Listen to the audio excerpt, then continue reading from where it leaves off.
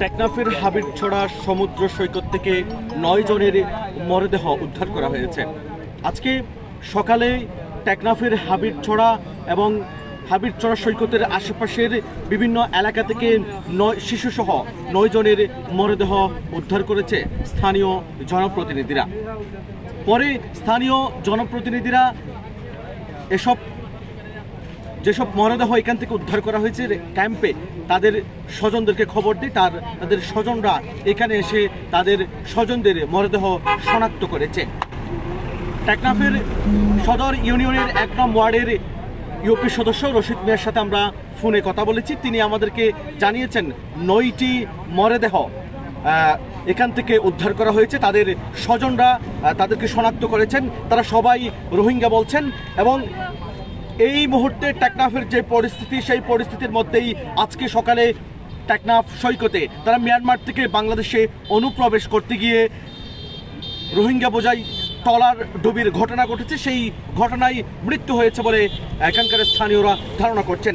স্থানীয় সাংবাদিক আফসার ভাই আছেন আমাদের সাথে, আমানুল্লাহ আছেন আমাদের সাথে। আমরা একটু কথা বলতে চাই, জানতে চাই, কারণ তিনি সকাল থেকে আছেন, তিনি মরদেহগুলো দেখেছেন এবং এই সব বিষয় নিয়ে আমরা একটু কথা বলতে চাই।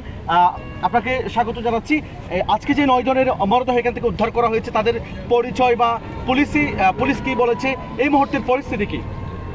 ধন্যবাদ টিটিএনকে। এই মুহূর্তে পরিস্থিতি হচ্ছে ওখানে 9 জন রোহিঙ্গা, ওদেরকে মৃত অবস্থায় স্থানীয়রা উদ্ধার করেছে।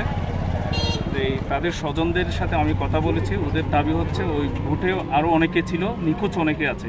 একটা পরিবারে আমি 3 জনকে পেয়েছি, 3 জন মরদেহ পেয়েছি, সাথে ওদের পরিবার পরিজন যারা ছিল তাদের দাবি হচ্ছে আরও 4 জন এখনও পর্যন্ত নিখোঁজ। তারা তাদের এই মরদেহগুলো নিয়ে রোহিঙ্গা ক্যাম্পেই চলে যাচ্ছে। স্থানীয় মেম্বারের সাথে কথা বলে যেমনটি আমি জানলাম, তিনি থানার সাথে যোগাযোগ করেছে। থানা বলেছে যদি ওদের স্বজন থাকে তাদের স্বজনদেরকে হস্তান্তর করার জন্য লাশগুলো, অন্যথায় তিনি যেন নিজে দাপন করে ফেলে। মেম্বার জানালো স্বজনরা যখন আসছে তাদেরকে লাশগুলো হস্তান্তর করে ফেলছে। আচ্ছা, তারা কি সবাই রোহিঙ্গা এখানে নারী শিশু? আমরা সেটিও দেখেছি। আপনি কিরকম খবর পেয়েছেন? নারীদের শিশুদের কি সংখ্যা সেখানে আছে? ওখানে যেমনটি জানলাম ওখানে শিশুরাও ছিল। এই যে 3 জনের মধ্যে হচ্ছে 2 জন হচ্ছে একেবারে বয়স্ক, আরেকজন হচ্ছে 4 মাসের একটা বাচ্চা। আর বাকি যে 2 জন আছে ওখানে 2 জন যুবতী মহিলা আছে। একজন হচ্ছে প্রায় 40 ঊর্ধ্ব এই ওদের যুবক আছে, আরেকটা হচ্ছে বাচ্চা।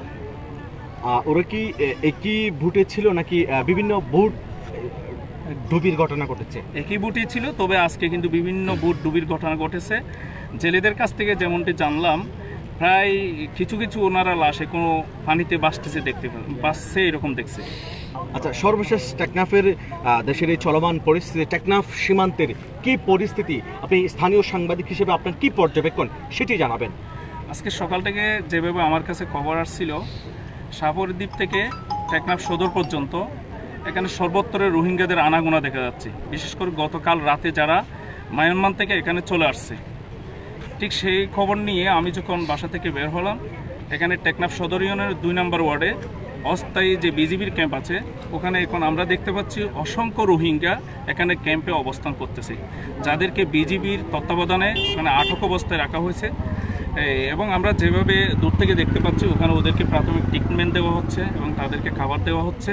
পরবর্তীতে কি করবে না করবে এটা বিজিবির সদর দপ্তর বা বিজিবি ঊর্ধ্বতন কর্তৃপক্ষ হয়তো জানাবে, এমনটি আমরা জানলাম আর কি। সীমান্তের যে আপনি বলতে চাচ্ছেন সব সীমান্তে কিন্তু এখন রোহিঙ্গা, সব সীমান্ত দিয়ে রোহিঙ্গা অনুপ্রবেশ ঘটছে, সেই পরিস্থিতিতে পুলিশের কি অবস্থান এখানে? আসলে পুলিশের কোনো অবস্থান আমরা লক্ষ্য করতে পারছি না।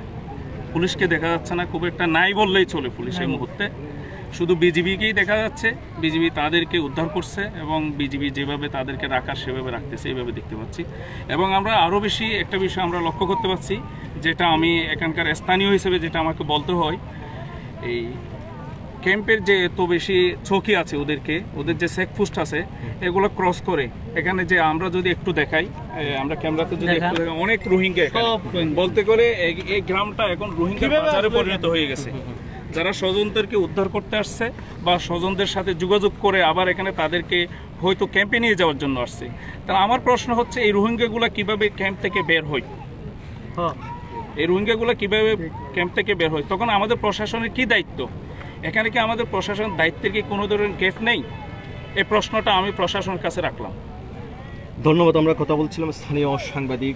আমরা আরেক বেশ কয়েকটি তথ্য যোগ করতেছি, সেটা হচ্ছে দেশের চলমান এই রাজনৈতিক পরিস্থিতিতে কক্সবাজারের দক্ষিণাঞ্চলের উকিয়া থানা এবং টেকনাফ থানার যে দাপ্তরিক কার্যক্রম সেটি বলা চলে একেবারে স্থগিত রয়েছে। আমরা চেষ্টা করেছিলাম পুলিশের সাথে যোগাযোগ করতে, আমরা ব্যর্থ হয়েছি এবং স্থানীয় জনপ্রতিনিধির সাথেও আমরা কথা বলেছি। এই মুহূর্তে টেকনাফের বেশ কয়েকটি পয়েন্ট থেকেই রোহিঙ্গা অনুপ্রবেশ ঘটছে, সেটিও যেমন স্পষ্ট। অন্যদিকে আজকে দুপুরে বিজিবির হেডকোয়ার্টার্স থেকে বলা হয়েছে, বিজিবির সদর দপ্তর থেকে বলা হয়েছে যে যেসব সীমান্ত এলাকা রয়েছে সেখানে বিজিবির সদস্যরা কড়া পাহারায় থাকবে। যদিও বা আজকে সকালে, গতকাল এবং গত কয়েকদিন ধরে টেকনাফ এবং উকিয়া সহ নাইক্ষ্যংছড়ির বেশ কয়েকটি সীমান্ত এলাকা দিয়ে রোহিঙ্গারা মিয়ানমার থেকে বাংলাদেশে অনুপ্রবেশ করছে এবং সর্বশেষ আজকের যেই 9 জনের মরদেহ উদ্ধার করা হয়েছে টেকনাফের হাবিরছড়া সমুদ্র সৈকত থেকে, সেখানেও তারা মিয়ানমার থেকে বাংলাদেশে অনুপ্রবেশ করতে গিয়ে একটি বোট ডুবির ঘটনা ঘটে। সেই বোটেই কিন্তু এই 9 জন ছিল এবং 9 জন ছাড়াও আরও অনেক মানুষ, অনেক রোহিঙ্গা সেখানে ছিল যারা মিয়ানমার থেকে বাংলাদেশে অনুপ্রবেশের উদ্দেশ্যে আসছিলেন। এবং প্রতিমধ্যে যেহেতু সাগর উত্তাল থাকায় সেখানে নৌকাটি ডুবে যায়, সেখানেই তাদের মৃত্যু হয়েছে। এবং শাহপুরের দ্বীপ, টেকনাফ সমুদ্র সৈকত, বাহারচড়া সহ বিভিন্ন সমুদ্র সৈকতে রোহিঙ্গাদের মরদেহ ভেসে আসছে। তবে এখানকার স্থানীয়রা বলছেন যে একেবারেই সীমান্ত পয়েন্টগুলোতে আইন শৃঙ্খলা বাহিনীর নজরদারি কমে যাওয়ায় রোহিঙ্গারা মিয়ানমার থেকে বাংলাদেশে অনুপ্রবেশ করছে। ফলে স্থানীয়রা, এখানকার যারা স্থানীয় বাসিন্দারা রয়েছেন তারা দাবি করছেন দ্রুত সীমান্তগুলো আরও বেশি নজরদারির আওতায় আনা যায়। এই মুহূর্তে টেকনাফের পরিস্থিতি একেবারেই থমথমে, কারণ বিভিন্ন সমুদ্র সৈকত থেকে মরদেহ উদ্ধার হচ্ছে। রোহিঙ্গারা বিভিন্ন পয়েন্ট দিয়ে বাংলাদেশে অনুপ্রবেশ করছে এবং থানাগুলোর যে কার্যক্রম সেটিও মোটামুটি স্থগিত বলা চলে। দর্শক, এই ছিল টেকনাফের সর্বশেষ পরিস্থিতি।